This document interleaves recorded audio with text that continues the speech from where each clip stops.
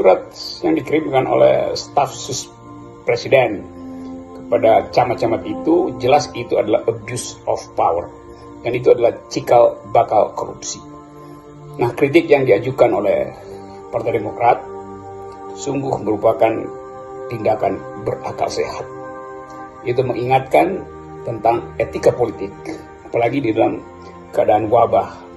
Hari-hari ini ada pejabat yang justru memanfaatkan moral hazard, mumpungisme. Jadi saya tunggu kritik sejenis dari partai-partai lain. Selamat malam.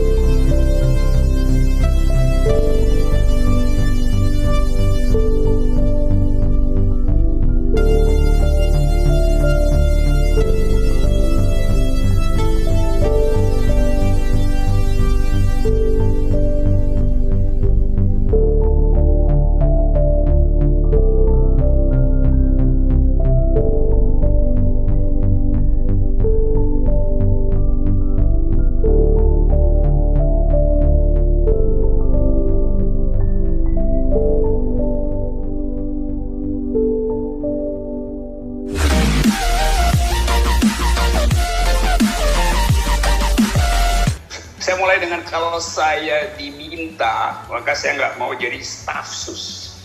Karena, apalagi staf sus yang bikin surat, enggak? Iya, nanti saya punya godaan untuk jual beli surat atas nama Kop Surat Istana, perintahin camat untuk kasih order pada perusahaannya. Nah, saya nggak mau gitu. Oke.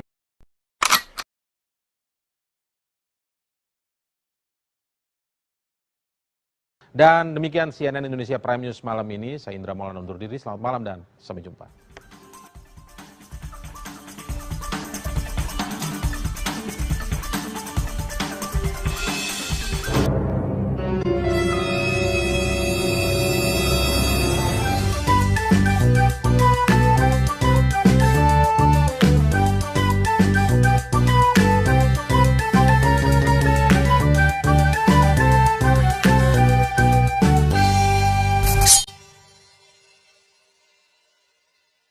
Itu hal yang buruk. Masa PSI bertanya ke presiden apa idenya? Kan justru PSI yang create ide supaya presiden di brief gitu kan. Jadi terbalik-balik logiknya tuh. Tapi lebih dari itu, kita tahu presiden tidak cukup luas wawasannya. Itu faktual gitu. Bahwa dia orang baik oke lah, tapi politik ini memerlukan kecerdasan. Karena itu dibentuklah KSP dengan ambisi dulu jadi semacam West Wing gitu. Kalau kita pakai parameter itu, West Wing itu isinya anak-anak muda kalau di Amerika yang kecepatan berpikirnya itu ukurannya tuh detik itu. Begitu ada isu, seluruh perlengkapan otaknya tuh bekerja tuh.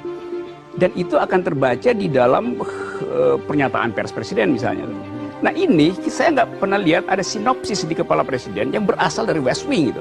Artinya West Wing juga nggak mampu mengolah problem, kemudian merumuskan itu supaya presiden di-brief gitu. Bayangin misalnya dulu Mitterrand, presiden Prancis itu setiap minggu dia undang sineas, undang budayawan, undang filsuf, bahkan undang segala macam supaya dia pikirannya itu selalu lengkap itu. Nah kalau begitu kan enak tuh presiden ngomentari film, jelas dia sebelumnya dia punya semacam basis kendati sangat ensiklopedik, tapi dia bisa ucapkan sesuatu. Keadilan itu sebuah kesederhanaan yang diambil sudutnya dengan sudut pandang yang dengan kamera yang pas gitu. Jadinya semuanya kaget dan menjadi sebuah booming. Ini nggak bisa tuh, nggak keluar. Jadi yang salah sebetulnya adalah lingkungan presiden. Udah tahu presidennya ada keterbatasan. Nah, keterbatasan itu mesti diambil alih oleh staf presiden.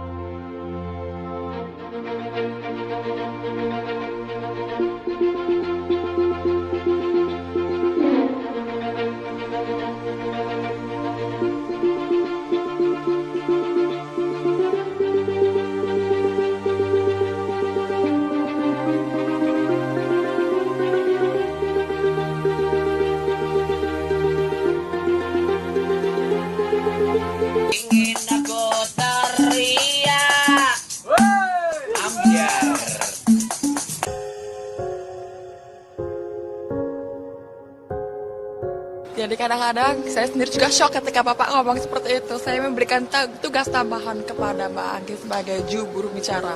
Coba kita sebentar bayangin. Seorang perempuan disabilitas tidak bisa mendengar, lalu menjadi juru bicara. Itu kayaknya impossible ya. Tapi dan itu yang terjadi, ya kan? Jadi aku ajar gini, aku ajar harus pakai alat bantu sebentar. Sore hari ini saya ingin mengenalkan staf khusus Presiden yang baru, yang tugas khususnya nanti adalah mengembangkan inovasi-inovasi di berbagai bidang. Anak-anak muda semuanya. Yang pertama langsung saja saya kenalkan Saudara Adamas Belva Syah Devara. Berdiri, Mas Belva. Umur 29 tahun.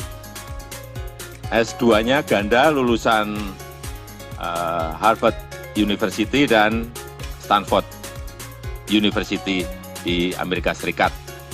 Kita kenal, Mas Belva adalah pendiri dan juga CEO Ruang Guru.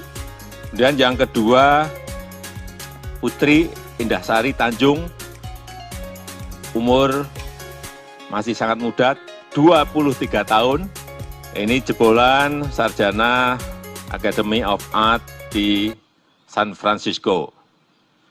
Kita sering dengar kiprahnya sebagai founder dan CEO di Creative Partner. Kemudian yang ketiga, Saudara Andi Taufan Garuda Putra, umur 32 tahun. Ini lulusan Harvard Kennedy School, bergerak di dunia entrepreneur, banyak meraih penghargaan atas inovasinya, termasuk atas kepeduliannya terhadap sektor-sektor UMKM. Menjadi CEO di PT Amarta Mikro Fintech. Yang keempat, Ayu Kartika Dewi, 36 tahun, tapi kelihatannya masih 25 tahun. Adalah salah satu anak muda yang memiliki misi mulia untuk merekatkan persatuan di tengah kebinekaan, menjadi pendiri dan mentor lembaga Sabang Merauke 1000 anak bangsa merantau untuk kembali meraih gelar MBA di Duke University di Amerika Serikat. Yang kelima, Gracia Billy Mambrasar, umur 31, ini putra tanah Papua, lulusan NU Australia, S2, dan juga sekarang masih menempuh sebentar lagi tidak selesai di Oxford University. Dan nanti juga Juli akan ngambil, Oktober ya. Oktober juga akan masuk ke Harvard University untuk S3-nya. Dan yang keenam, Angki Yudhistia, umur juga masih muda, 32 tahun. Angki adalah anak muda penyandang disabilitas yang aktif bergerak di Sociopreneur melalui Disable Enterprise yang didirikannya. Aktif sebagai anggota Asia Pacific Federation Hard of Hearing and Deafness Person dan anggota International Federation Hard of Hearing Young People. Saya juga minta nanti Angki untuk menjadi juru bicara Presiden di bidang sosial. Dan yang ketujuh, ini santri, anak muda tapi santri. Aminuddin Ma'ruf, umurnya 33 tahun, pernah menjadi ketua umum PB PMII.